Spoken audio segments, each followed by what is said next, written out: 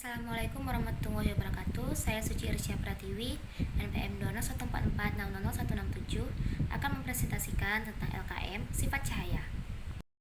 Baiklah, berikut lembar kerja mahasiswa dengan sifat cahaya dengan data diri saya sebagai berikut dan kegiatan-kegiatan saya dalam pelaksanaannya dari nomor 1 sampai nomor 6. Saya melaksanakannya pada hari Minggu 21 Maret 2021. Yang pertama, menyiapkan alat dan bahan. Yang kedua, melakukan praktikum pembuktian sifat cahaya merambat lurus. Yang ketiga, melakukan praktikum pembuktian sifat cahaya dapat dipantulkan. Yang keempat, melakukan praktikum pembuktian sifat cahaya dan dapat menembus benda bening. Yang kelima, melakukan praktikum pembuktian sifat cahaya dan dibiaskan. Yang keenam, melakukan praktikum pembuktian sifat cahaya dapat diuraikan.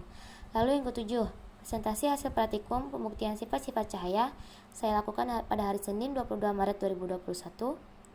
Dan kita sudah sering melihat pelangi seperti gambar tersebut. Pelangi biasanya muncul setelah hujan disertai panas. Bagaimana bentuk prosesnya? Apakah pelangi dapat dikategorikan sebagai peristiwa optik? Apa kaitan pelangi dengan sifat cahaya? Kita dapat melakukan dan menjawab pertanyaan tersebut setelah melakukan kegiatan pada LKM 5 ini. Nah, tujuannya membuktikan sifat cahaya yang terjadi pada peristiwa sehari-hari. Yang kedua, menganalisis fenomena sehari-hari yang menunjukkan penerapan sifat cahaya. Untuk dan alatnya atau bahan, senter, berfungsi sebagai memberikan cahaya, jumlahnya cukup 1. Yang kedua, gelas, berfungsi sebagai membuktikan cahaya dapat menembus benda bening dan membuktikan bahwa gelas berisi air dapat terlihat, dan jumlahnya cukup 1. Dan yang ketiga, kertas, membuktikan bahwa cahaya dapat merambat lurus dan untuk menerima pantulan cahaya dari uraian cahaya yang dipantulkan oleh senter ke cermin sehingga terbentuk warna pelangi. Kita butuh 4 lembar. Di sini lalu ada cermin datar, gunanya untuk memantulkan cahaya, dan cukup 1. Dan ada alat lagi dan air untuk menangkap cahaya yang didapat dari sinar yang datang, dan air yang diisikan dalam gelas mampu membuktikan bahwa cahaya dapat dibiaskan. Kita membutuhkan dalam setengah liter air. Lalu bagaimana prosedur pekerjaannya? Yang pertama, kita telah mempelajari kegiatan pembelajaran 6 tentang sifat cahaya dan alat optik.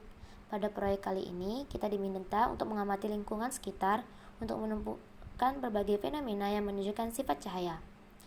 Lalu yang kedua, lakukan eksplorasi terhadap fenomena atau peristiwa tersebut dan berikan penjelasan secara lisan. Jika Anda tidak dapat menemukan fenomena alami mewakili sifat cahayanya, maka lakukan percobaan sederhana menggunakan alat dan bahan yang mudah ditemukan. 4. Dokumentasikan kegiatan Anda dalam bentuk foto dan video. Editlah foto dan video tersebut menjadi salah satu video utuh berdurasi maksimal 15 menit yang berisi penjelasan Anda tentang sifat cahaya. Nah, yang keenam, upload hasil pada Google Classroom. Yang ketujuh, selain itu tuliskan pula hasil pengamatan Anda pada tabel hasil pengamatan di bawah ini.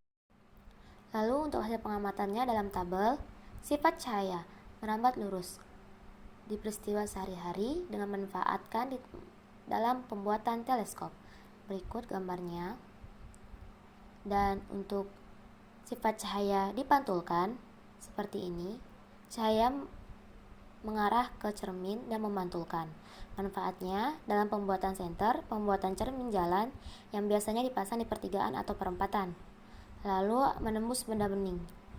Berikut gambarnya. Dimanfaatkan dalam pembuatan gelas, termometer, kacamata. Lalu dibiaskan.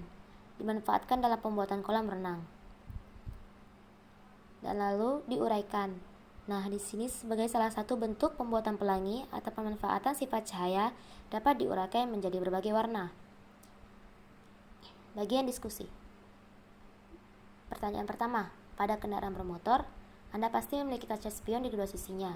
Spion dapat membantu Anda melihat bayangan benda lain di belakang Anda serta berkendara. Spion dibuat dengan menggunakan cermin cembung. Jelaskan alasannya.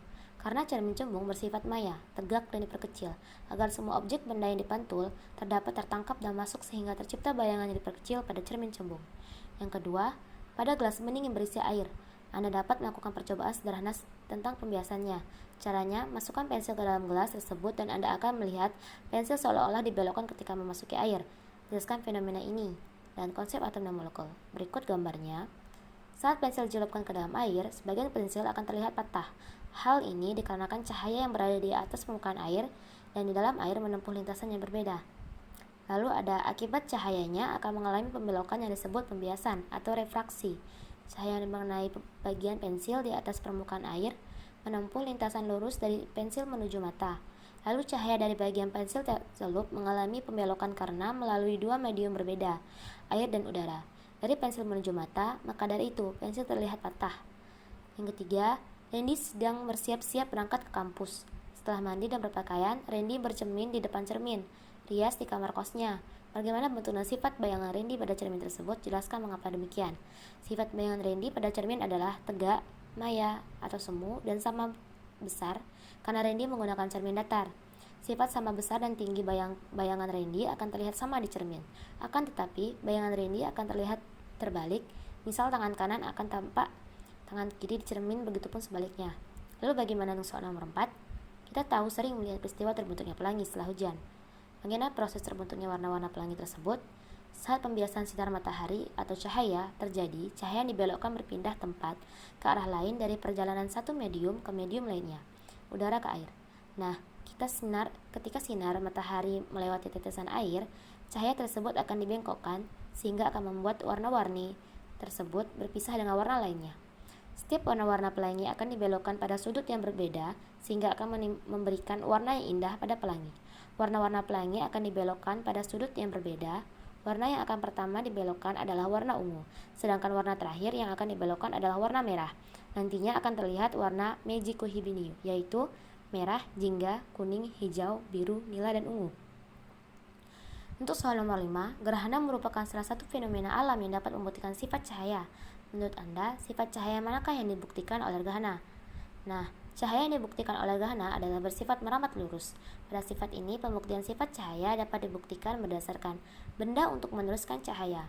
Benda yang tidak dapat ditembus tidak bisa meneruskan cahaya yang mengenainya. Cahaya digolongkan sebagai bentuk radiasi.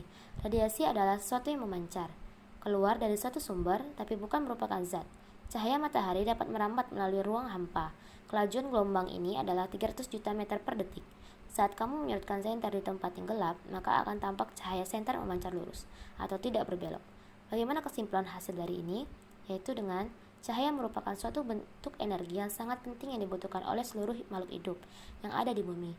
Tanpa adanya cahaya kehidupan di bumi pun dipastikan tidak dapat berjalan sempurna. Semua makhluk hidup menggantungkan hidupnya baik secara langsung maupun tidak langsung terhadap keberadaan cahaya.